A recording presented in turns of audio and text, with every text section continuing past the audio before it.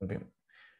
Como siempre, recuerden que vamos a ver las presentaciones están tanto en Tech Digital, o sea, tan pronto terminamos la clase, y bueno, hemos terminado con la presentación como tal, yo la subo a Tech Digital, sitio del curso, para que sepan que ahí siempre están los materiales, que sé que por ahí tal vez no sé si no sabían dónde estaba el sitio o qué sé yo, pero bueno, cualquier cosa igual está en el programa. Y los videos igual tan pronto o siempre terminamos la clase y y Zoom termina de codificar el video, entonces yo igual lo subo a la carpeta de OneDrive que tenemos para eso. Ok, ¿qué hemos estado hablando?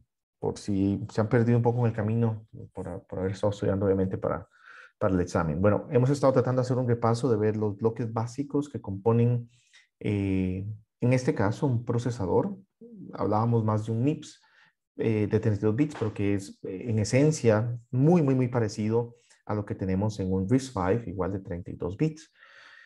Eh, y hemos hablado, bueno, de características propias de cada uno de esos elementos, particularidades como tal, de ver cuál es el diseño, digamos, si tuviésemos un procesador construido de manera monociclo, ver que, bueno, con un multiciclo podríamos tratar de utilizar ciertos dos componentes, reducir la cantidad, por ejemplo, de ALUs que se necesitan, que veíamos que se necesitaban más ALUs para hacer los cálculos de saltos, de direcciones efectivas de salto, o simplemente hacer el PC más 4. En lo que quedábamos era básicamente en eso. Ahora, la idea es que si yo ya tengo algo que es multiciclo, pero hasta el momento no estamos aprovechando cada una de las etapas, digamos que de alguna forma estamos desperdiciando los recursos. Y entonces empezamos a hablar, y lo vamos a retomar también con un ejemplo acá, este asunto de que, bueno, en una línea de producción, no esperamos, por ejemplo, a que todas las partes se hagan y todos los operarios trabajen en un producto o en una instancia de un producto como tal para empezar a trabajar en el siguiente, sino que tan pronto el primer operario termina de trabajar, lo pasa al segundo, el segundo hará su parte dentro del proceso, dentro de la línea, y el primero empezará una nueva instancia de su producto, una nueva instancia de lo que esté trabajando, hasta que llegamos a un punto donde obviamente todos los trabajadores de la línea están trabajando en un producto o en su parte del producto, pero en un producto diferente como tal. Entonces esa era como la idea que hablábamos, ¿no? Con pipelining queremos ejecutar al mismo tiempo diferentes instrucciones y por lo tanto explotar paralelismo a nivel de instrucciones, aun cuando no es que estamos ejecutando toda la instrucción, sino solamente una parte de ella dentro de una parte del pipeline. Entonces, eso lo vamos a retomar ahorita y con el, digamos, énfasis que queremos, que es empezar a ver algunas particularidades o algunos desafíos que se dan y que va a ser importante entender para que luego podamos entender otros conceptos más avanzados como ejecución fuera de orden. Entonces, es importante ver, bueno, cuáles son estos desafíos que se presentan a nivel estructural, a nivel de los datos, de la ejecución como tal, qué técnicas se utilizan para tratar de sortear estos problemas. Algunos veremos que no es posible, pero que van a sentar una base y por eso es que yo sentí necesario que hiciésemos este pequeño repaso hasta llegar a este punto, porque estas ideas son necesarias para cuando ya veamos los otros tipos de paralelismo a nivel de datos que, digamos, son parte de la idea del curso. Entonces, por ahí, eso lo trataremos de traer siempre a colación. Bueno, ¿qué hemos hablado de paralelismo? Ya hemos hablado un poquito de esto, lo hicimos cuando mencionábamos por ahí la taxonomía de Flynn, con los diferentes tipos de, digamos así, de construcciones a nivel de procesadores o lo que se puedan hacer. Y bueno, ¿qué tenemos a nivel de paralelismo? Es una técnica de programación o implementación y obviamente aquí cambia porque, y se lo digo porque fue una pregunta que hice el examen pasado, cuando hablaba de paralelismo a nivel de instrucciones me decían que era una técnica de programación y no necesariamente paralelismo a nivel de instrucciones es una técnica de programación porque en muchos casos, vamos a ver, el programa como tal viene normal, pero es ya sea el compilador el que toma la decisión de cómo reacomodar las instrucciones para poder ejecutarlas en paralelo. Entonces, como tal, yo como programador no tengo una influencia en el programa como tal. Y cuando ustedes hacen paralelismo a nivel de instrucciones, en el caso más sencillo, que es precisamente con pipelining, ustedes no modifican el código es el mismo y se podría ejecutar de igual manera en un procesador monociclo, en un multiciclo sin pipelining, en uno con pipelining. Entonces ustedes tampoco están incidiendo directamente, va a depender desde de la microarquitectura, de la implementación como tal, O inclusive en el caso de paralelismo o explotando paralelismo a nivel de instrucciones con ejecución fuera de orden. Igual, el programa es el mismo, vamos a ver que las instrucciones vienen en el mismo orden, pero es el procesador el que toma la decisión de ejecutar las instrucciones en un orden diferente al que traen, al orden secuencial que ya trae el programa. Entonces, no podríamos decir que necesariamente paralelismo a nivel de instrucciones es una técnica de programación. Ojo, paralelismo a nivel de instrucciones. De manera general, paralelismo sí podríamos decir que es una técnica o que pueden ser técnicas de programación, porque a nivel de, por ejemplo, hacer paralelismo a nivel de hilos, sí, yo como programador defino en qué partes, que es pues un tipo de paralelismo que tenemos acá, en qué partes, bueno, yo parto mi aplicación o genero diferentes instancias de la aplicación para que se ejecuten en paralelo. O igual, por ejemplo, cuando queremos explotar paralelismo a nivel de datos y lo que estamos utilizando, por ejemplo, es un GPU. Entonces, ahí sí, yo como programador, obviamente tengo que modificar mi código con algún otro, no sé, con partes de código diferente, por así decirlo, o con directrices diferentes para que el compilador sepa, bueno, hay que tomar este código y vamos a acomodarlo de esta otra forma para explotar ese paralelismo. Ustedes van a experimentarlo un poco, lamentablemente no con GPUs, que sería genial, pero no nos da el tiempo en el curso tal vez para poderlo hacer. Eso podría ser como para una arquitectura de computadores 2, pero trataremos de hacerlo, por lo menos a nivel de datos, paralelismo a nivel de datos, utilizando las extensiones que sus procesadores, que ustedes tienen ahí en sus máquinas, ya tienen. Y ahí sí van a ver qué implica que ustedes tomen un código original y tengan que modificar ese código para poder hacer uso de esas unidades, de esas instrucciones especiales que el procesador ya tiene y que permiten explotar paralelismo a nivel de datos. Entonces, hago esta pausa y esta aclaración acá porque sí considero que es muy importante tener claro que de manera general paralelismo sí puede ser una técnica de programación que tiene que ver mucho con implementación, que la idea al final es precisamente realizar operaciones de manera simultánea y por lo tanto reducir tiempo de ejecución o procesador, pero que dependiendo del tipo de paralelismo, así es, digamos, la naturaleza de cómo es que lo llevamos a cabo. Si es que es solo a nivel de implementación, que es la mayoría de los casos en paralelismo a nivel de instrucciones, o yo como programador tengo que hacer algún cambio y tengo que considerarlo como una técnica como tal, sacar, digamos, el paralelismo de mi aplicación y explícitamente hacerlo para poderlo ejecutar. Eh, que dicho lo cual, inclusive, y tal vez eso ha bajado un poco, diría, pero hace tal vez desde hace unos 10 años y todavía como hasta hace unos 5 era un tema muy fuerte a nivel académico y también industrial. Hay varias empresas que salieron de ahí en cómo tomar un código que es totalmente secuencial y de manera automática poder encontrar y extraer paralelismo de ese código. O sea, entonces implica técnicas bastante avanzadas, evidentemente, para poder explorar el código, determinar que esta porción de código se puede ejecutar de manera paralela utilizando esto o esto, dependiendo obviamente lo que por debajo uno tenga disponible.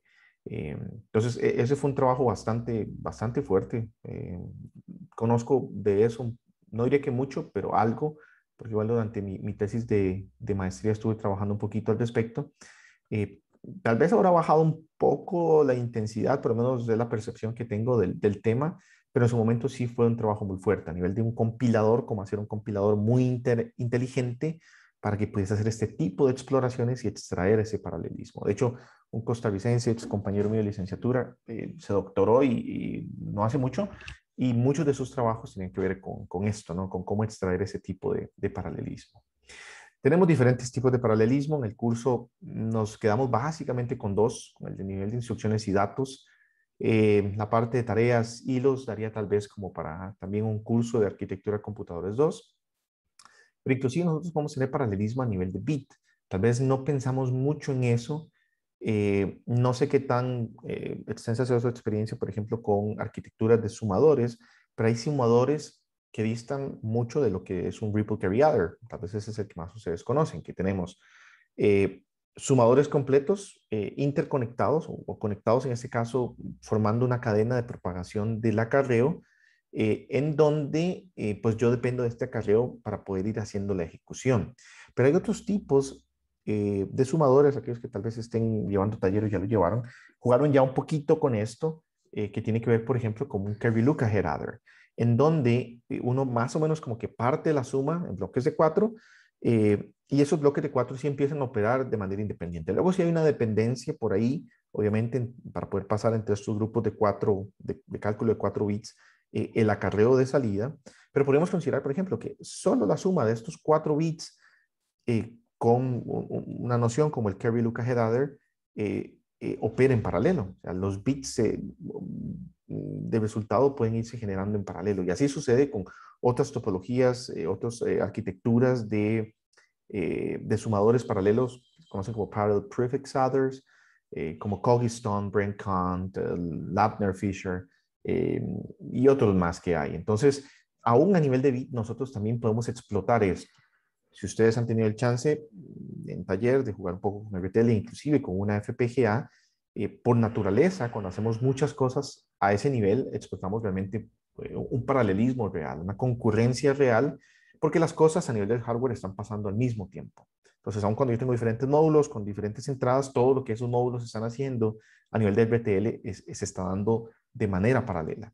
Entonces, también eso es interesante como no sé, reflexionar al respecto, que a nivel de los middle bits, nosotros podemos tener paralelismo, tal vez aquí un poquito fuera de la arquitectura tradicional, pero o pensando tal vez en un diseño hecho a la medida, pero ahí también los podemos tener.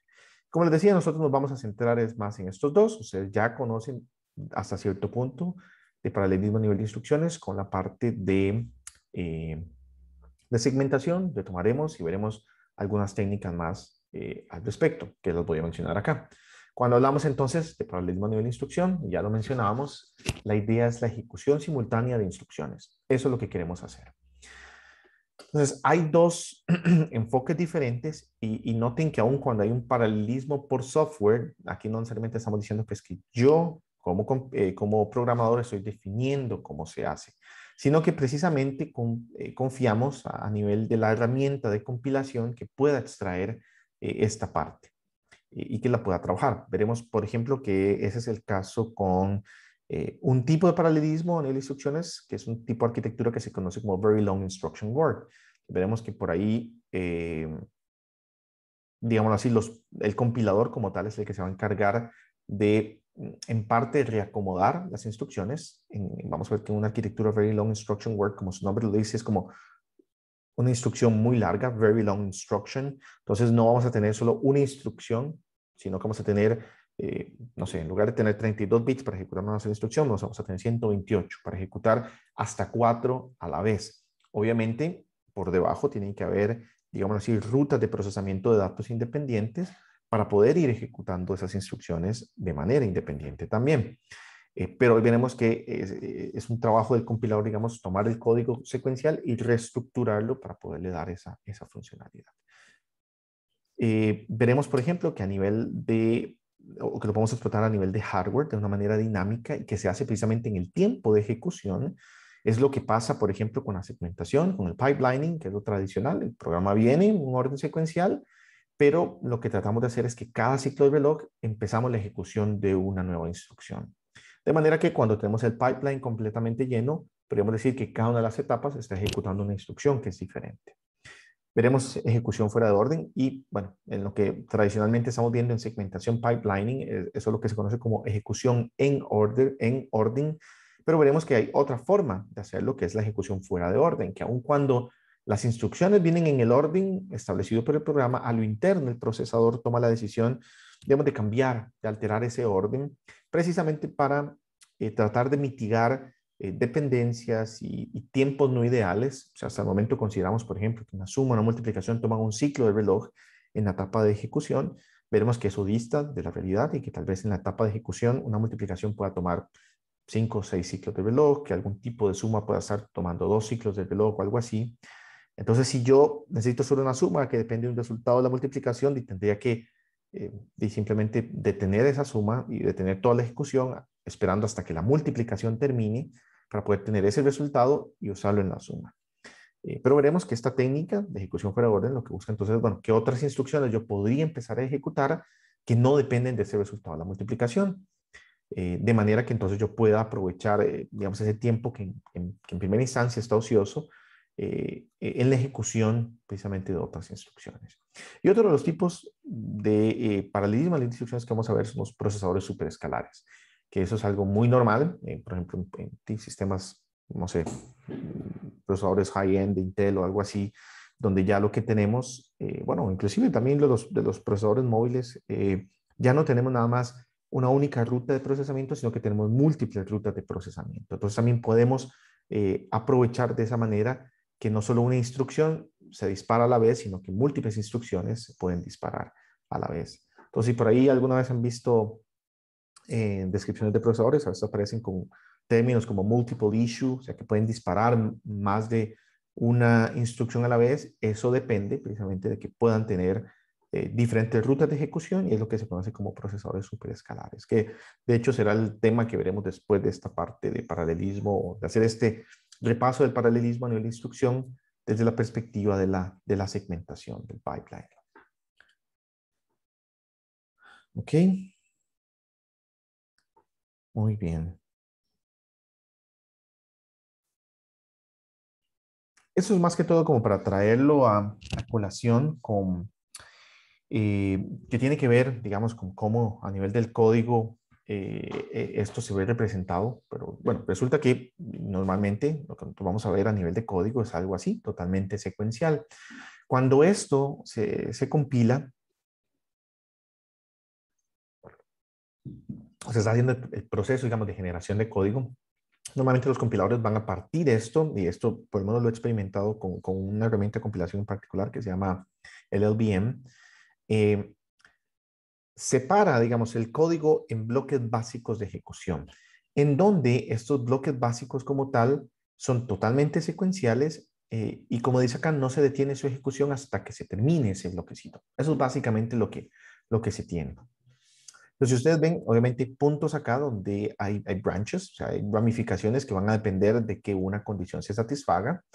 Y obviamente no todos los basic blocks tienen que ejecutarse como tal, pero determina estas pequeñas partes secuenciales, por así decirlo, que se pueden ejecutar. Ahora, esto por ahí resulta importante porque si, por ejemplo, yo tuviese un procesador, digamos, Very Long Instruction Word, muy probablemente yo podría hacer estas dos ejecuciones al mismo tiempo, aun cuando yo todavía no he terminado, qué sé yo, de evaluar esto que tengo acá. Y una vez que ya yo evalúo la condición y sé cuál de las dos, digamos, las ramas que tenía que tomar dentro de este if and else, y simplemente yo tomo el resultado que ya tengo calculado. Obviamente el otro lo descarto, si estoy gastando, digamos, energía en calcularlo, eh, pero ya podría haberlo hecho, partiendo precisamente de que no hay algún tipo de dependencia. Obviamente aquí sí hay una pequeña dificultad, es que ambas, o en este caso ambas instrucciones estarían escribiendo un valor a Y, entonces eso obviamente habría que ver cómo se puede manejar, pero esto, digamos, o esta forma de verlo, estos bloques secuenciales nos permitirían ver que se pueden separar de esta forma. Esos son algunos términos como para tener por ahí presentes, que van a ser importantes más adelante.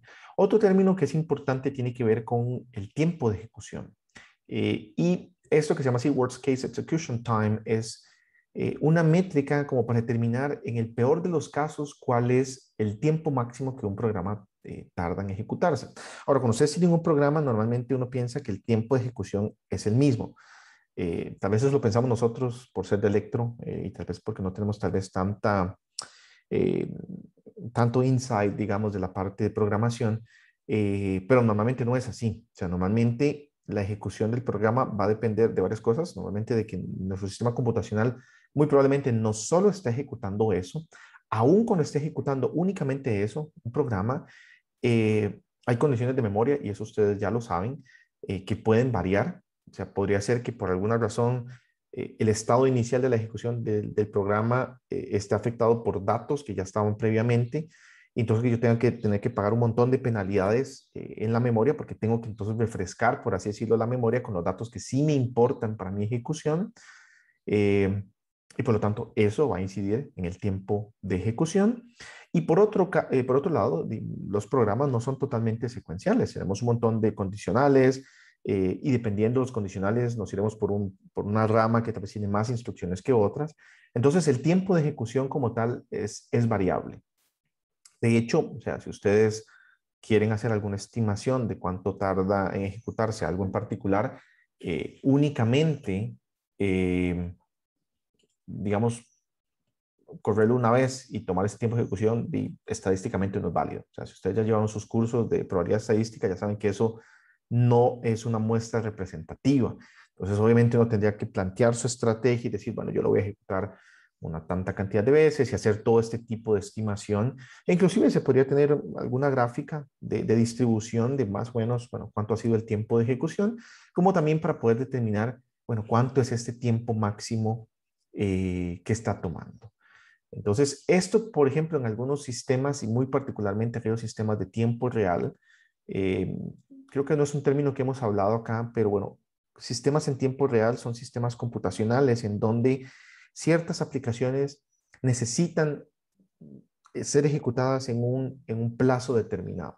Eh, a mí me brinca el ojo cuando siempre leo, es que esto pasa en tiempo real, pero ¿qué es tiempo real? Porque cuando uno lo ve desde esa perspectiva en sistemas en eh, tiempo real puede ser un segundo, tiempo real pueden ser 10 milisegundos.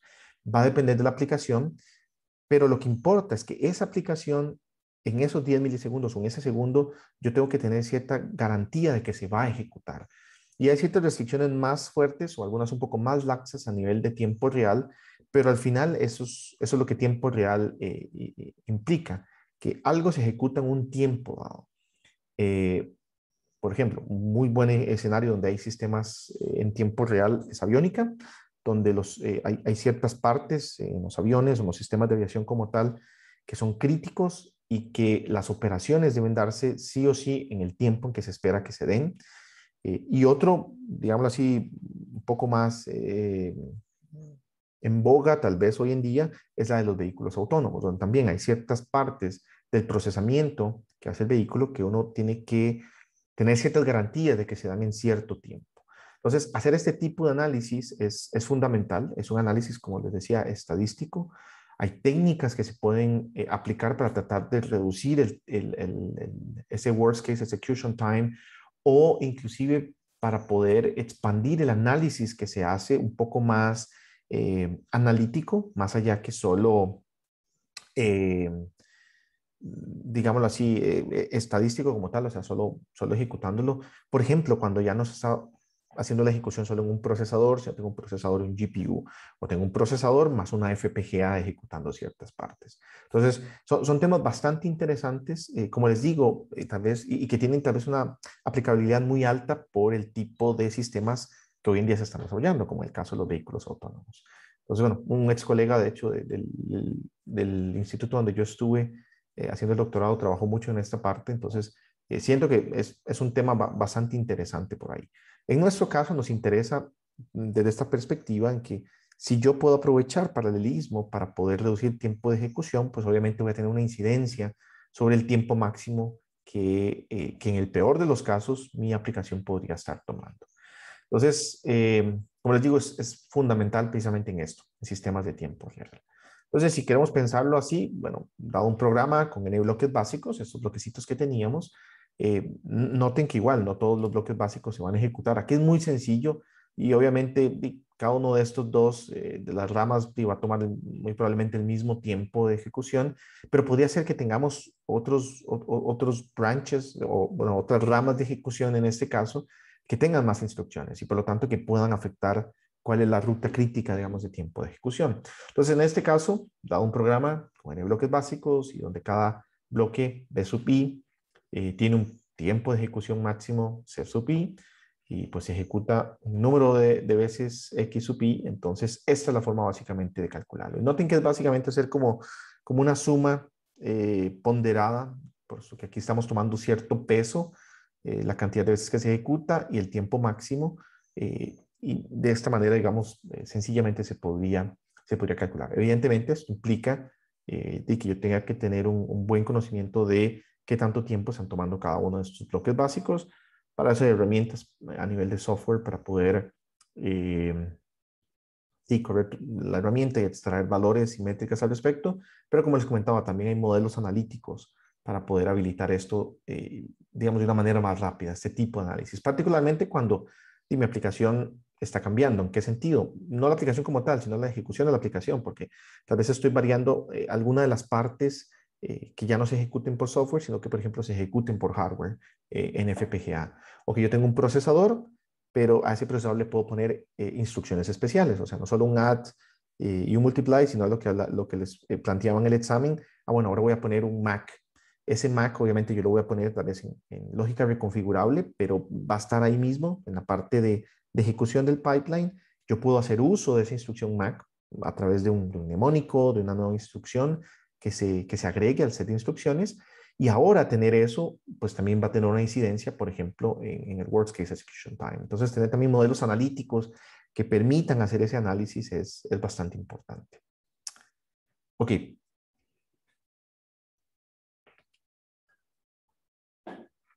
De lo que nosotros ya sabemos, bueno, sabemos sobre pipelining, es una técnica utilizada en el diseño de procesadores y que la idea es entonces tratar de aumentar el rendimiento partiendo el procesador en diferentes etapas y haciendo que cada una de esas etapas al mismo tiempo esté siendo ocupada por la ejecución de una instrucción diferente.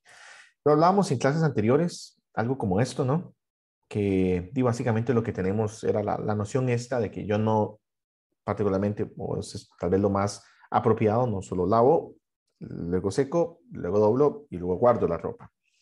Inclusive desde una perspectiva de energía no es lo más eficiente, porque esperar todo este tiempo para que la próxima tanda de lavado esté lista antes de poner a secar, haría que la lavadora se enfríe y que luego tenga que gastar más energía para llegar, digamos, al punto de calor, perdón, la secadora que uno tenía. Entonces, lo recomendable obviamente es aprovechar el calor que ya tiene, que ya ha alcanzado la secadora para no tener que gastar tanta energía. Entonces, desde ese punto de vista, inclusive también no tiene ese sentido.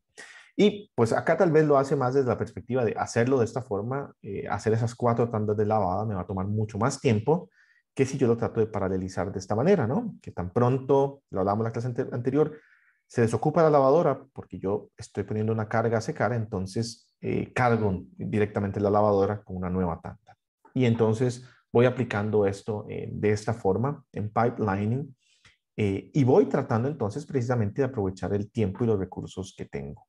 Entonces, esa es la idea. Lo mismo que pasaría, por ejemplo, lo que hablábamos en una línea de producción, en cualquier ambiente de este estilo, donde yo estoy tratando de aprovechar los recursos que tengo al máximo. Esto es lo que tratamos de perseguir entonces con pipelining. ¿Cuáles son algunas premisas? Y esto es algo muy importante porque estas premisas no siempre se cumplen y es parte de lo que vamos a ver. La primera es que todas las instrucciones pasan por todas las etapas. Ya vimos que esto no es cierto. Estuvimos viendo que hay instrucciones, por ejemplo, que, pues sí, obviamente van a pasar normalmente por 3 etapas, que siempre son la instruction fetch, o sea, traer la instrucción, el decode y la ejecución. O sea, eso es lo que normalmente vamos a tener. Porque inclusive en el caso de hacer un load word, o sea, traer un dato de memoria, yo tengo que hacer el cálculo de la dirección a la que tengo que traer el dato. Entonces tengo que hacer uso de la etapa de ejecución. Pero en algunos casos, por ejemplo, yo, en el caso de load word, tal vez ahí sí estresa toda la ruta crítica, porque yo necesito entonces calcular la dirección para luego acceder a la memoria y luego traer ese dato para entonces guardarlo de vuelta en los registros.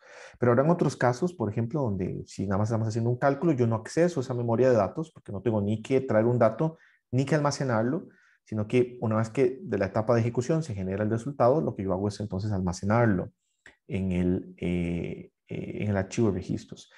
Y el otro de los casos es, por ejemplo, cuando tenemos que hacer un salto, de ni se vuelvan a acceder los registros, ni se accede a la memoria de datos, sino que después de la etapa de ejecución simplemente se conoce cuál es la dirección de salto y entonces se puede cargar en el PC. Entonces, como les digo, esa es una premisa que no es 100% lo que tiene que pasar, pero es en la que estamos partiendo a este punto muy ideal para empezar.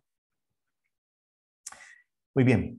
Luego lo otro, las etapas no comparten recursos de hardware entre sí. Vamos a ver que también esto es algo muy ideal. Si, por ejemplo, nosotros solo tenemos una memoria para programa y datos, podríamos llegar a un punto en el que yo estoy tratando de acceder a la memoria del programa para traer la nueva instrucción, pero que tendría que estar accediendo también la memoria para poder o traer un dato o almacenarlo. Entonces, igual, es una premisa que por ahorita vamos a ir viendo como ideal. Vamos a ver cuáles son los desafíos que surgen y que tal vez contrastan estas premisas y cuáles son, digamos así, las técnicas o las posibles soluciones que podríamos tener ahí a disposición. Lo otro es que el tiempo de propagación entre etapas es lo mismo, tampoco. O sea, ya es algo que hemos hablado de que la etapa más lenta entre el pipeline es la que define entonces el periodo máximo y por lo tanto, perdón, el periodo mínimo y por lo tanto la frecuencia máxima a la que nosotros podríamos operar. Lo otro, o la otra premisa es que las instrucciones son independientes entre sí. Vamos a ver que tampoco es el caso. Y lo otro es que las etapas se pueden aislar temporalmente. Y también vamos a ver que no es precisamente la forma en la que ocurre. Eso es algo más o menos que también habíamos visto en clases anteriores. Ya tal vez moviéndonos un poco de este ejemplo del lavado, algo ya más aterrizado a una arquitectura. Y lo que hablábamos, ¿no? De que nosotros podríamos aprovechar significativamente el tiempo entre el cual las diferentes etapas están ociosas. Aquí digamos que sí logra resaltar el hecho de que no todas estas etapas toman el mismo tiempo, pero obviamente cuando yo ya los pongo a trabajar en paralelo, tengo que asegurarme de que el tiempo sea el mismo, garantizando de que precisamente aquella etapa que es la más lenta tenga el chance de poder terminar. Entonces noten que, por ejemplo, tal vez acceder aquí a los registros o acá podría tomar menos tiempo, o acá de lo que realmente toma, o de lo que realmente se está proveyendo para que lo pueda hacer.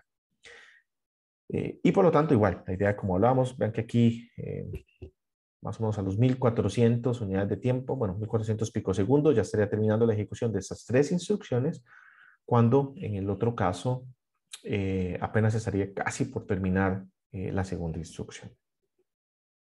Ok. ¿Cómo se ve más o menos eso a nivel de un procesador? ¿Cómo se habilita? Y bueno, de Patterson y Genesis hay muy buenos diagramas al respecto. No los estoy trayendo acá, pero igual en las presentaciones de la profesora Paola Vega están. Así que pueden ver con más detalle, bueno, precisamente la necesidad entonces de poder, que en el caso del multiciclo no lo vimos, pero en este caso con más detalle, sí se ve, necesitamos introducir ciertos registros intermedios entre las diferentes etapas del pipelining para asegurarnos que, por ejemplo, en el primer ciclo de instrucción, bueno, yo estoy trayendo la instrucción de la memoria de instrucciones y que en el siguiente ciclo del reloj esa instrucción esté disponible acá. Esto lo hemos mencionado un poquito, es Instruction Register, esté disponible para entonces ser decodificada y, bueno, y poderse pasar acá a la parte del archivo de registros para extraer los datos, de manera que, digamos, quede aislada esta etapa en el siguiente ciclo del reloj y por lo tanto, esta, la primera, me permite ahora sí tener un nuevo valor de PC y por lo tanto traer una nueva instrucción. De otra forma, si yo no tuviera estos registros acá, que me permitan separar, digamos, las etapas y garantizar de que cada etapa está trabajando solamente con unos datos por este ciclo de reloj, que el próximo ciclo de reloj pasa los datos a la siguiente etapa y recibe nuevos. Obviamente, yo estaría contaminando, digamos, el proceso acá. Entonces, eh, por eso la necesidad, obviamente esto le introduce cierto tiempo. Vamos a verlo en un pequeño ejercicio ahorita de que introducir esto, digamos, el trabajo aquí digamos, de estos registros intermedios, tenemos que pagar cierta penalización, por así decirlo, pero es necesaria si lo que queremos es precisamente alcanzar la idea del pipelining de que cada etapa está ejecutando una instrucción diferente. Entonces, eso por ahí como para tenerlo presente. Eh, y lo que dice aquí, ¿no? Que es el periodo, digamos, del reloj, va a estar determinado evidentemente por cuál de todas las etapas presenta un periodo máximo, un tiempo máximo. Entonces eso siempre es importante tenerlo por ahí en mente, ¿no? De que está limitado es por esto. Ok, de lo que ya hemos visto, lo hemos mencionado de una u otra forma, pero esta es básicamente igual un resumen de las etapas básicas del pipelining que tenemos ahí Tenemos básicamente 5 etapas básicas. Obviamente esto es para un procesador tipo MIPS, tipo RISC-V, como los que estamos tratando de ver, bastante sencillos. Eh, Habrán inclusive versiones de MIPS o RISC-V que salgan de esto y que puedan tener más o inclusive menos etapas. Eh, pero esta es, digamos, la base con la que vamos a estar jugando durante todo el curso. Tenemos una etapa de búsqueda de la instrucción, que conocemos como Instruction Fetch, que entonces lo que hace es básicamente, ¿no?, utilizar el PC para poder traerle una nueva instrucción y actualizar el PC. Vamos a tener una etapa de decodificación, que es básicamente la traducción de la instrucción. Hay parte, o va parte también de la etapa de control, el poder entender cuál es la instrucción, eso ya lo mencionábamos en clases anteriores, por lo tanto determinar entonces cuáles son las señales de control que tiene que ir enviando. Y muy importante hacer la lectura de los operandos que están en el archivo de registros. Entonces eso también por ahí es bastante importante.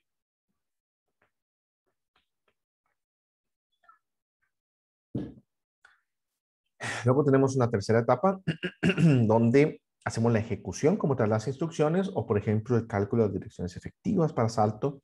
Entonces vamos a tener operaciones a nivel de la ALU. Básicamente la ALU es el protagonista en esta etapa. Como les decía, en el caso de la memoria, direcciones efectivas para poder ir a la memoria y traer los datos o para poder guardar los datos también.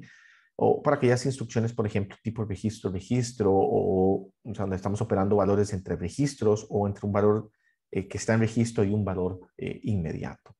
Luego tendremos la parte de acceso a memoria. Vamos a ver representado mucho como así, como MEM, que tiene que ver con las instrucciones de load store para poder guardar datos y traer datos de memoria. Y por último, la parte que se conoce como write back o escritura de registros, que implica la escritura de resultados. Recuerden que al ser una arquitectura registro, todo lo manejamos de esa manera. O sea, todo lo traemos a registros, lo operamos ahí y lo volvemos a guardar en registros. Y si ese resultado yo tuviese que guardar en memoria, pero primero lo tengo que guardar en un registro y luego lo saco de ese registro y lo guardo en memoria. Entonces vamos a tener escritura de resultados de operaciones, por ejemplo, entre los registros, un registro y un valor intermedio. O también, en el caso de instrucciones load store, pues obviamente vamos muy particularmente, por ejemplo, a traer los datos en el caso de un load y traerlos, guardarlos hacia el banco de registros. ¿Ok? Bajo estas premisas y toda esta idealidad, ¿qué es lo que nosotros esperaríamos ver? Bueno, que cada vez que se empieza a ejecutar o que yo considero un conjunto de instrucciones diferentes, totalmente secuenciales, es que conforme se van disparando esas instrucciones, en el primer ciclo del reloj, pues hago nada más el instruction fetch de la primera. En el segundo ya paso esa instrucción a la siguiente etapa, a la instruction decode. Y puesto que la parte de instruction fetch ya está liberada, pues entonces tengo que ocuparla, pero ahora con el instruction fetch, la segunda instrucción. Así, igual, para el siguiente ciclo, yo pasaría entonces ya la instrucción decodificada, los datos de los registros y demás a la etapa de ejecución, precisamente para que la instrucción pues, vaya por esa etapa y evidentemente aquella a la que ya le hice instruction fetch, lo paso al decode y puesto que el instruction fetch ya queda libre, entonces empezaría con la tercera y así sucesivamente. Noten que, y es algo que hemos hablado, o sea, que la idea es con pipelining que yo, o lo que sería la meta ideal es que yo alcance para la métrica del CPI de clocks per instruction un valor de 1. O sea, que yo nada más necesite un ciclo de instrucción para, un ciclo de reloj, perdón, para completar la ejecución de una instrucción. Noten que esto se da únicamente o a partir de este punto. En este caso, del ciclo de reloj número 5, igual pensando de que esto es bastante ideal y que se da de esta manera, a este punto sí, después del o a partir del reloj o del ciclo de reloj número 5, noten que yo cada ciclo de reloj estoy completando una instrucción. Obviamente cada una de estas es una instrucción diferente, pero sí lo voy completando. Evidentemente si tuviésemos también más instrucciones y pudiésemos preservar esta idealidad, entonces yo podría seguir cada ciclo de reloj eh, terminando la ejecución de una instrucción. Por ahí sí me preguntaban alguien, ahorita no recuerdo en qué clase, pero sí, digamos que hay que pagar un cierto precio, o sea, hay que llenar, por así decirlo, el pipeline hasta que nosotros entonces podamos estar generando esto, ¿no? La ejecución de una instrucción por cada ciclo de reloj. Entonces eso por ahí es importante tener presente. Ok, no sé si hay preguntas hasta este punto.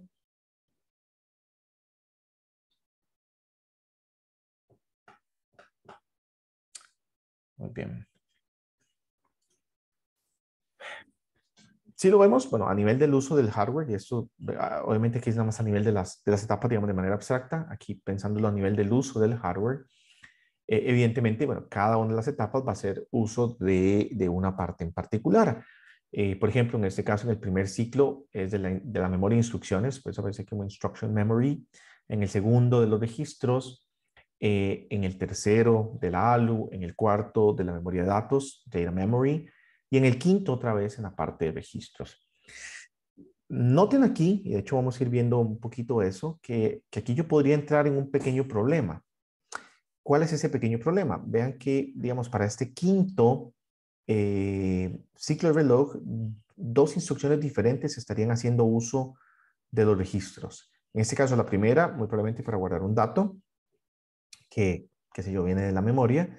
Y en la segunda, para simplemente extraer valores que se necesitan operar en la ALU. No sé si lo logran apreciar. Bueno, eso evidentemente es un problema. O sea, eso es un desafío, eso genera lo que vamos a ver ahorita, un riesgo estructural, porque dos instrucciones están tratando de acceder a una misma, digamos, y parte del hardware. Hay una forma muy sencilla de resolverlo y tal vez en este diagrama lo logran apreciar. Esta parte aparece, digamos, como en línea continua a este punto, mientras que en este punto esta parte aparece como punteada, mientras que la otra mitad es la que aparece como línea continua. ¿Qué es básicamente lo que sucede? Que en la primera mitad del ciclo del reloj, o cómo funciona en este caso, o como debería funcionar en este caso, el archivo de registros para poder habilitar el pipelining, es que entonces en la primera parte del ciclo del reloj se pueden hacer las escrituras al archivo de registros, mientras que en la segunda parte del ciclo del reloj se puedan hacer las lecturas. Entonces esto permite tener un único archivo de registros y que en un mismo ciclo de reloj, en partes diferentes, yo pueda escribir y luego en la otra pueda leer.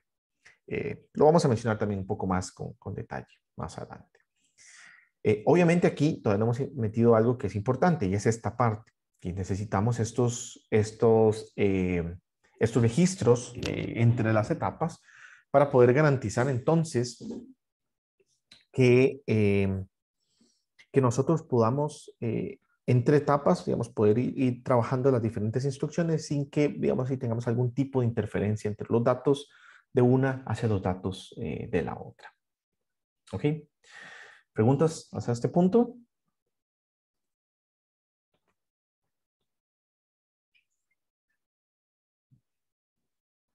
Muy bien. Veamos un pequeño ejemplo. Primero definamos, bueno, cuál podría ser el performance improvement, la mejora en el rendimiento que podríamos alcanzar comparando, entonces, un pipelining, pero una implementación que no tenga pipeline y otra que sí tenga pipeline. Entonces, como dice aquí, el speed up debido entonces al pipelining implicaría que consideremos cuánto es el tiempo promedio por instrucción cuando no tenemos nuestra aplicación, pero nuestra implementación con pipelining y corriendo un mismo programa, y el tiempo promedio que tomarían entonces en este caso con el pipeline. Noten, eso es muy interesante, es un tiempo promedio, porque recuerden que obviamente cada instrucción va a tener diferente tiempo de ejecución o diferente cantidad de ciclos va a necesitar, y que de aplicación en aplicación también yo tengo una diferencia entre la distribución del tipo de instrucciones que estoy ejecutando. Entonces eso es importante para tener presente. ¿Cómo podríamos calcular esto? Bueno, recuerden que este average instruction time se puede calcular como el CPI, el clocks per instruction, por la cantidad de ciclos que se requieren. Entonces podríamos, digamos así, desgranar esta descripción acá de esta forma, obviamente considerando por un lado la parte sin pipeline, la otra con pipeline, y entonces dividirlo básicamente como el producto de estos dos cocientes, el CPI, la parte sin pipeline, dividido entre aquella que sí tiene pipeline y aquella, o en este caso la cantidad de ciclos del reloj que toma la parte sin pipeline entre la parte que sí tiene pipeline. Entonces veamos un pequeño ejemplo. Nos dice aquí, bueno, considere un procesador sin pipeline y bueno, igual que los otros temas, vamos a también definir algunos ejercicios propuestos. Entonces, igual en estos días les compartiré una pequeña lista como para que también puedan ir entrenándose al respecto. Entonces dice, bueno, considere algo así, un procesador sin pipeline, como lo que hemos estado hablando. Asuma, en este caso dice, de que ese procesador trabaja a una frecuencia de reloj de 4 GHz o lo que es igual a una frecuencia, a un periodo de reloj de 0.5 nanosegundos. Y muy importante en este caso es, bueno, cuál es la distribución de las aplicaciones, o perdón, de las instrucciones por una aplicación en particular, eh, en cuanto al porcentaje, digamos, de frecuencia de uso, pero también la cantidad de ciclos que esto toma. Entonces dice, bueno, considere que entonces utiliza 4 ciclos de reloj para operaciones de la ALU y para branches, para saltos condicionados, y 5 ciclos de reloj para operaciones de memoria. Ya en eso nos dice básicamente cuánto es este CPI que tenemos. Pero hay que hacerlo también, pues, el asunto proporcional. Entonces, por eso nos dice, asuma que las frecuencias relativas de uso de esas operaciones son de 40%, 20% y 40%. O sea, un 40% de las instrucciones que se ejecutan utilizan ALU, otro 20% la parte de saltos y otro 40% los accesos a memoria, de manera sin perspectiva, precisamente para esas instrucciones. Dice aquí, suponga que se experimenta algo que se conoce como clock skew, clock step, cuando se tiene un procesador con pipeline y eso le agrega un 0.1 nanosegundos de overhead al reloj. Lo que pasa es que cuando nosotros distribuimos una señal de reloj sobre múltiples elementos, eh, como lo sería, digamos, pensando acá en algo así con pipeline, donde tenemos igual los diferentes registros y demás, esto hace que aun cuando sea una misma señal de reloj, esa señal de reloj no llegue al mismo tiempo. Entonces hay que generar, digamos así, como un margen de, bueno, como un tipo de guard band, sí, de margen, digamos, de protección, por así decirlo, que me garantice que todos, que con ese tiempo todos por ejemplo, todos los registros han recibido la señal de reloj y por lo tanto al recibir la señal de reloj han podido almacenar los datos a lo interno de estos registros intermedios. Entonces, esto que se conoce como clock skew o solamente skew, y bueno, la parte del clock setup o la parte del setup que tiene que ver precisamente con esto de pasar los datos de entradas a salidas, dentro de los elementos de memoria, pues toma tiempo y es algo que experimentamos en este tipo de implementaciones. Y este skew de manera muy general implica precisamente esta diferencia, ¿no? De que aunque es la misma señal de reloj, no está llegando al mismo tiempo en todas las partes. Entonces, esa diferencia es lo que se conoce como el skew. Entonces, implementamos pipelining, tenemos que pagar, por así decirlo, este precio de 0.1 nanosegundo de overhead. Y bueno, lo que nos dice es ignore cualquier otro impacto en latencia. Y lo que pregunta es, bueno, ¿cuánto entonces es el speed up? Pues la mejora en el rendimiento en la ejecución de esas, en ejecución de esas instrucciones, pensando, bueno, ¿cuánto es lo que vamos a ganar por tener el pipeline implementado? Entonces, obviamente, hay que hacer un primer cálculo de cuánto es el tiempo promedio de ejecución, en este caso, sin considerar nada más que el procesador sin pipeline. Entonces, veíamos que era el ciclo de reloj, que ya sabemos que es un 0.5, y el average CPI, el clock per instructions. ¿Cómo calculamos ese average? Pues básicamente haciendo el cálculo, en este caso también ponderado, del porcentaje que toma cada instrucción por la cantidad de ciclos que toma cada instrucción. En este caso, sumando el 40 y el 20% que corresponden a las instrucciones de ALU y las instrucciones de branch, y sabiendo de que indistintamente estos dos tipos de instrucción están tomando 4 ciclos de reloj. Más otro 40% en este caso para las instrucciones de acceso a memoria y que, pues en este caso sabemos que toman un ciclo de reloj más, 5. Entonces, al hacer este cálculo, pues nos da de que en total este average instruction execution time es de 2.2 nanosegundos. Se implica que en promedio, para esa distribución, esa frecuencia de uso de las instrucciones, eso es lo que nos tomaría. Ahora, Con implementación en pipeline, tendríamos que la frecuencia de operación tiene que ser más baja, porque tenemos ahora un periodo más alto. Tenemos que agregarle a ese 0.5 nanosegundos que teníamos un 0.1 nanosegundo para poder compensar esto, ¿no? Lo del clock skew y el setup. Ahora, y aquí viene el detalle, si estamos partiendo de todas esas premisas y todas esas idealidades que hablábamos, este 0.6 nanosegundos se vuelve nuestro average instruction execution time. Porque si bien, bueno, claro, tengo que pagar este primer precio de llenar el pipeline, pero una vez que ya yo lo hago, cada ciclo de reloj, o sea, cada 0.6 nanosegundos, yo estaría esperando que una instrucción se esté ejecutando. O sea, estaremos alcanzando básicamente un average CPI de 1, que ese, como les digo, es el ideal que nosotros estaríamos buscando, o es lo que trataríamos de acercarnos. Que obviamente no lo vamos a lograr porque el código no es tan ideal en ese sentido, pero en este caso, esto sí resultaría ese average instruction execution time. Entonces, bueno, si necesitamos encontrar ese speed up debido al pipelining, ¿cómo lo calculamos? Simplemente como el cociente. Entonces, esto implicaría que aún cuando estamos pagando un 0. Bueno, un nanosegundo de overhead es un 20% del tiempo de ejecución original del ciclo de reloj, aún así, nosotros estamos incrementando el rendimiento, el speed up, en 3.7 veces. Entonces, noten que es bastante interesante, ¿no? O sea, esa es la idea con el pipeline. Obviamente no es algo, como hablábamos, que es gratuito. Eh, hay que pagar cierto precio. Aquí obviamente estamos obviando, digamos, el tiempo que toma cargar el pipeline, llenarlo para que empiece a producir esta idealidad de que cada ciclo de reloj estoy ejecutando una instrucción. ¿Preguntas por acá?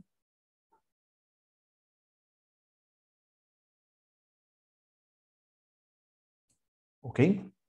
Bueno, ¿cuáles son ventajas y desventajas de pipelining? Porque obviamente no todo es, como dicen popularmente, color de rosa, no todo es bueno. ¿Cuáles son las ventajas? Bueno, podemos aumentar el rendimiento del procesador, o sea, estamos tratando entonces de ejecutar más instrucciones al mismo tiempo, estamos explotando paralelismo a nivel de instrucciones. Y por otra parte es que puede brindar cierto determinismo en la ejecución de las instrucciones, porque digamos que ya estamos estandarizando la cantidad de ciclos que va a tomar la ejecución como tal. Entonces, ese determinismo puede ser importante dependiendo del tipo de aplicaciones, precisamente para nosotros poder saber que nuestra aplicación, para una implementación en particular, siempre va a tomar el mismo tiempo. Y en ese caso, puesto que todas esas instrucciones están tomando siempre un mismo tiempo para ejecutarse. ¿Cuáles son desventajas? Pues las etapas y las instrucciones son o las etapas más lentas en este caso afectan el rendimiento global, lo que hablábamos. El periodo de operación, por así decirlo, va a estar determinado por la etapa más lenta. Entonces, pues sí, esas etapas y su implementación van a afectar precisamente el rendimiento global, puesto que van a limitar qué tan rápido yo puedo ir. Hay una mayor complejidad, hay más hardware, sí, vamos a necesitar entonces estos registros intermedios, obviamente no solo consumen más área, sino que van a consumir también más potencia, porque van a estar conmutando cada ciclo de reloj. La latencia total, pues obviamente es ligeramente mayor, si lo vemos así. Y el otro desafío grande es precisamente esto que aparece aquí en negrilla, que son estos riesgos. O sea, van a surgir ciertos desafíos que vamos a ver que van desde el asunto más de implementación, más estructural, y algunos otros que van a ver o que van a estar más relacionados con la parte eh, de la ejecución misma, o sea, de dependencias de datos, y algunos otros que sí son también bastante más complejos y que tendremos un tema completo aparte más adelante, tienen que ver con el asunto de los saltos. Entonces, cuando se dan saltos, eh, digamos así, este flujo de operación que yo traía en el pipeline se ve comprometido. Si es que, por ejemplo, el salto se tiene que tomar. Entonces, vamos a ver que esos riesgos como tal hacen que toda esta idealización que tenemos y todas estas premisas empiecen a cambiar bastante.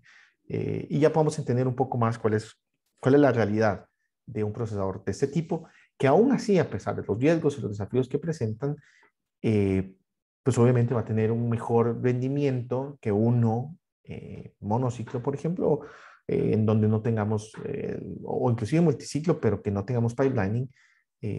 Aún así, estos riesgos y pues las técnicas que hay y demás ayudan a incrementar el rendimiento. ¿Ok? Y esto es muy relacionado con lo que veíamos en el ejercicio anterior, ¿no? Un caso ideal, tenemos una arquitectura, por ejemplo, monociclo. En el caso anterior podemos pensar que inclusive era multiciclo, pero sin pipelining, con una frecuencia, pero con un ciclo de reloj de 8 nanosegundos, un CPU por aparte, un procesador por aparte, con 5 etapas de pipeline, cada una de esas etapas tomando 2 nanosegundos. Entonces aquí, si hacemos una comparación, podríamos hablar de la latencia, o sea, el tiempo total de ejecución, y del throughput, que recuerden que es la cantidad de trabajo que yo por unidad de tiempo realmente estoy haciendo. Entonces la latencia, claro, va a crecer. Vean que antes solamente me tomaba 8 nanosegundos toda la ejecución. Ahora, en el peor de los casos, cuando las instrucciones o todas las instrucciones, o en su mayoría las instrucciones hagan uso de las 5 etapas del pipeline, eso implicaría que yo o crece mi tiempo o mi latencia total para poder ejecutar una instrucción a 10 nanosegundos. Entonces, en esto se ve comprometido. Pero desde la perspectiva del throughput, de la cantidad de instrucciones que yo completo por unidad de tiempo, que es lo que define aquí, se mejora en 4 veces. ¿Por qué? Porque en el primero de los casos tengo que esperar 8 nanosegundos para que una instrucción se ejecute. En el mejor de los casos, para el segundo escenario, el segundo CPU, una vez que ya el pipeline se llenó, cada 2 nanosegundos, que es nuestro periodo de reloj, yo voy a estar ejecutando una instrucción. Entonces, obviamente, al hacer el cociente, vemos que, que se incrementa el rendimiento en 4 veces. ¿Ok? ¿Preguntas a este punto?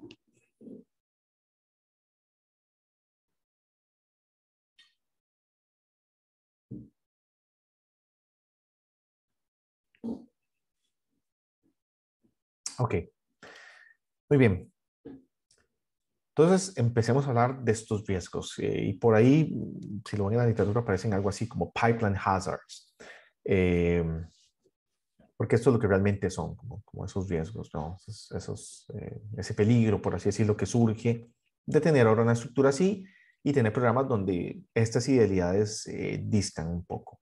Entonces, vamos a definir que un riesgo es una situación que previene que la siguiente instrucción pueda ser ejecutada en el ciclo de reloj correspondiente. O sea, que hacen que esto que teníamos acá ya no empiece a operar de esta manera, sino que, por ejemplo, la ejecución de esta instrucción no pueda empezar en este momento, sino que tenga que empezar, por ejemplo, después. Entonces, esa es básicamente la idea muy, muy macro, muy general de lo que estaremos hablando con un riesgo, ¿no? Esa situación que previene que la siguiente instrucción pueda ser ejecutada. Ahora, hay riesgos de diferente naturaleza. Tenemos riesgos estructurales, que implica que hay conflictos precisamente en el hardware entre instrucciones, o sea, hay instrucciones, como les mencionaba en el ejemplo de el archivo y registro, que están tratando de acceder a un mismo recurso dentro del procesador. Entonces, este es uno de los riesgos que tenemos por acá. Otro riesgo implican dependencias entre datos. Vamos a ver que hay algunas dependencias que no son tan dependencias, o sea, que podríamos tener formas de solucionarlos.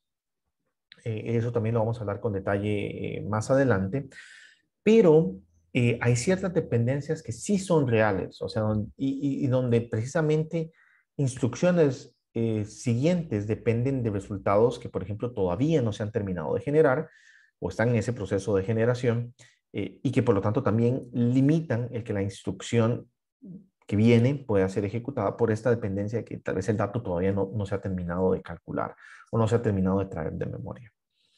Y los otros que les mencionaba, que tienen que ver con los saltos, con los jumps y los branches, son estos riesgos de control que entonces van a cambiar el flujo de ejecución secuencial y bonito que traíamos por algo diferente y harán de que entonces el trabajo que se tenía dentro del pipeline ya avanzado tenga que descartarse. ¿Ok? En todo caso, y ese es el desafío con estos riesgos, es que reducen el desempeño ideal, o sea, reducen esa noción de, hey, yo estoy generando una instrucción cada ciclo de reloj y por lo tanto mi CPI es 1, nos estamos apartando de eso.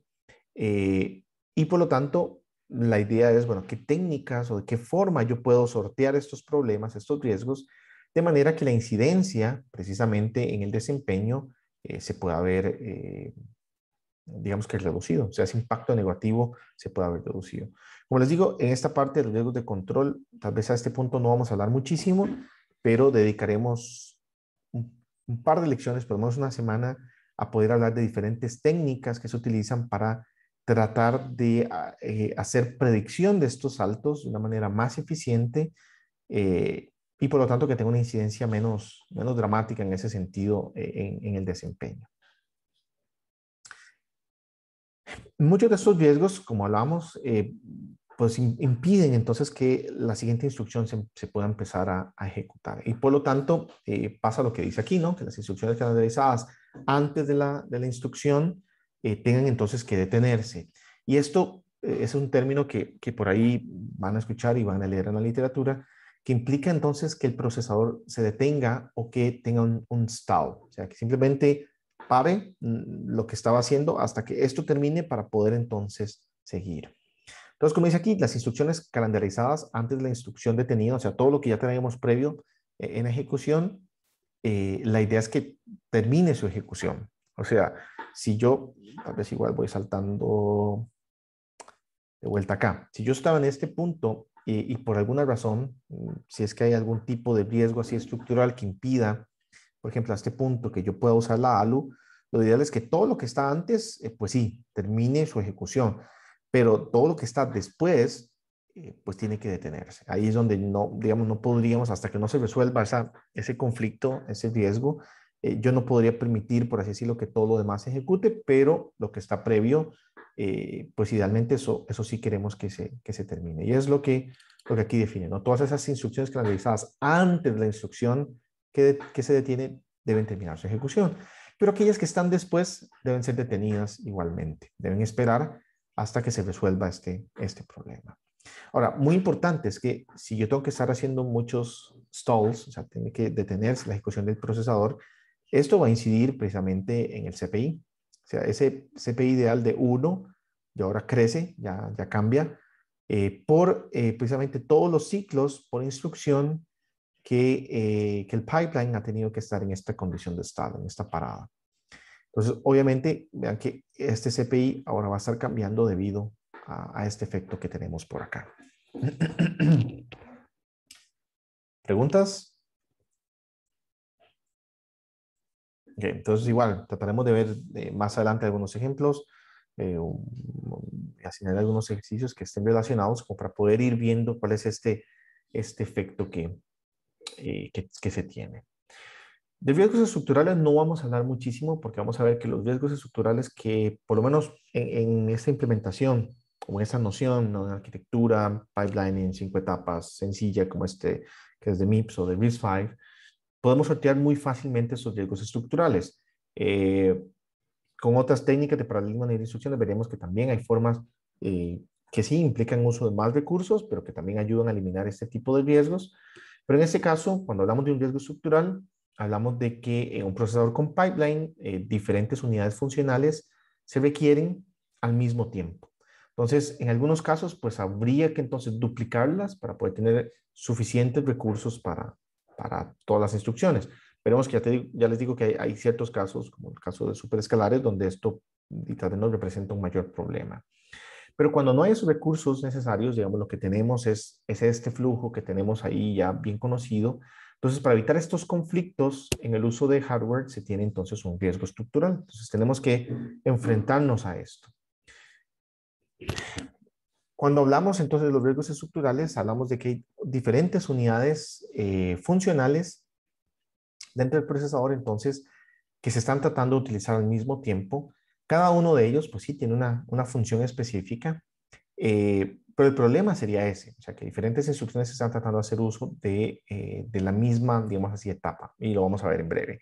¿Cuáles son algunas de estas unidades funcionales? Bueno, la ALU, que ustedes conocen, una ALU para punto flotante, multiplicadores, comparadores que de manera explícita estén ahí disponibles, unidades MAC, estas de Multiply and Accumulation. Entonces, el hecho de que varias instrucciones quieran hacer uso en el mismo tiempo de estas unidades es lo que presenta estos riesgos. Entonces, por ejemplo, ¿cuáles son dos riesgos estructurales presentes en este tipo de implementación? Número uno tiene que ver con la memoria. O sea, si yo tuviese una única memoria y en etapas diferentes, que es lo que les mencionaba, yo trato de hacer uso de esa memoria, estaría enfrentándome a este problema, ¿no? Porque o la accede esa instrucción para traer algún dato o escribir algún dato, o lo accede esta otra para traer una instrucción. Pero este riesgo se resuelve fácilmente bajo esta noción, ¿no?, de una arquitectura más bien eh, hardware en lugar de una von Neumann, en la que entonces tenemos las dos memorias por aparte, una memoria para datos y una memoria para instrucciones. Eso resuelve nuestro problema. El otro que hablábamos tiene que ver con esto, ¿no? Con el asunto de los registros, ¿no? Que yo muy probablemente quiera acceder a registros en un mismo tiempo y simplemente con el permitir de que en un ciclo o en parte del ciclo del reloj se puede hacer la escritura, mientras que en otro se puede hacer la lectura, nos ayuda entonces a resolverlo. Una forma, obviamente, de resolver este problema es usar stalls, o sea, simplemente hacer la detención, porque entonces, por ejemplo, si fuese este el caso, que yo tengo una única memoria, bueno, esta tiene prioridad, por así decirlo, para terminar, entonces esta obviamente tendría que esperarse, entonces empezaría a ejecutarse un ciclo después, eh, y simplemente tenemos es este stall, ¿no? Esta detención hasta que el recurso esté disponible. Entonces, por ejemplo, va a reducir el rendimiento porque cuando mínimo voy a necesitar un ciclo más de espera, o sea, voy a introducir un ciclo más a la ejecución, puesto que tengo que esperar un ciclo a que se complete. Otra, pues simplemente es duplicar hardware. O sea, entonces pongo que en este caso, esta sí es más o menos una en la que diríamos que estamos duplicando hardware. O sea, tengo dos memorias, tal vez no es tanto duplicación, digamos que si tengo una memoria, voy a inventar de 2K, ahora solamente tengo, sí, tengo una memoria de 2K, ahora tengo más bien dos memorias de 1K, por ejemplo, solo como para ponerlo en contexto. Esta puede ser, sí, normalmente una solución un poco más compleja, más cara, necesito más hardware, hay más consumo de potencia, pero que me ayuda a no disminuir el desempeño. En este caso, digamos que las formas de resolverlo son realmente fáciles, como les decía, dos memorias de instrucciones por aparte, perdón, dos memorias, en este caso son cachés, obviamente diferentes para datos, para instrucciones, y el asunto con el acceso a los registros, que en un medio ciclo de reloj se hace la escritura y en el otro medio ciclo se hace la lectura. Eso es lo que tiene que ver, por ejemplo, con riesgos estructurales, pero como les digo, no van a ser un gran problema para nosotros y vamos a partir de que esas dos formas de hacerlo nos resuelven el problema.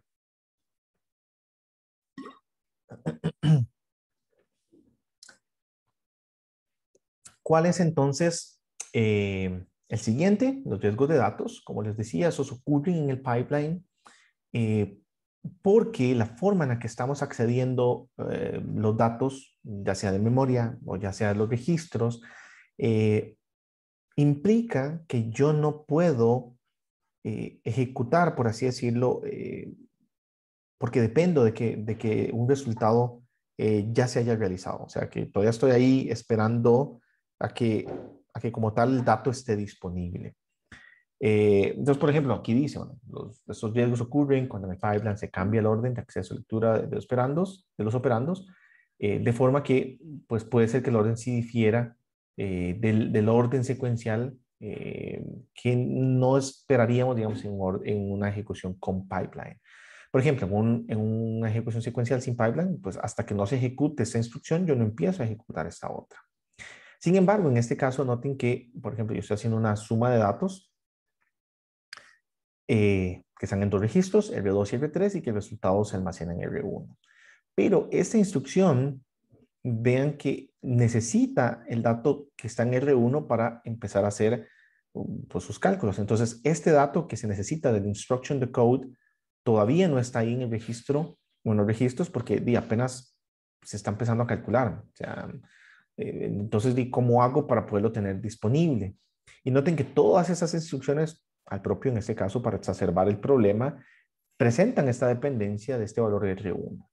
Entonces, veamos qué es lo que pasa. O sea, si nosotros lo vemos así, en el primer caso, vean que la segunda instrucción necesita el dato en el tercer ciclo del reloj, aun cuando realmente el resultado se está produciendo en el ciclo del reloj número 5. Pues obviamente no tenemos sistemas que trabajan en el tiempo en ese sentido, así que no podríamos pretender de que el resultado ya está disponible. Si yo hiciese la ejecución de esta manera, ¿Qué sería lo que podría pasar? ¿Alguna idea? O sea, él va a hacer esta resta, pero ¿qué piensan? ¿Sería el resultado apropiado?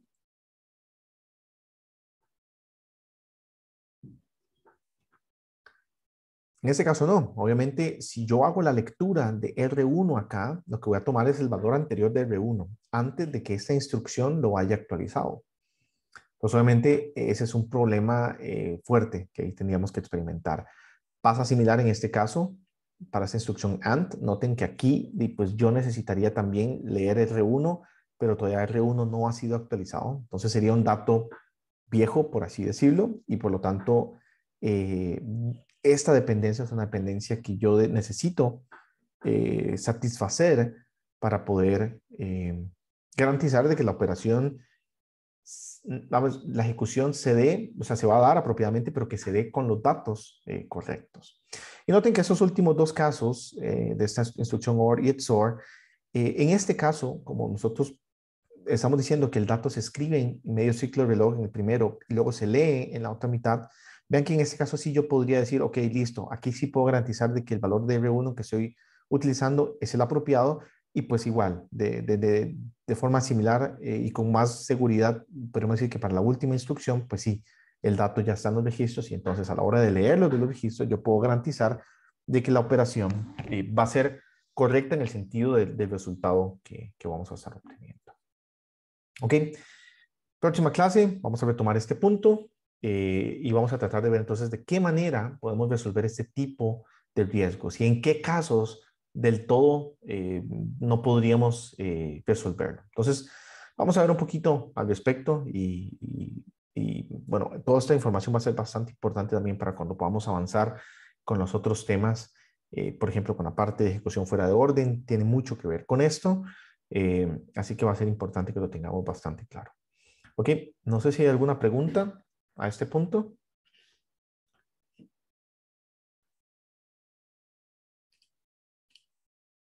Ok, ¿cómo les había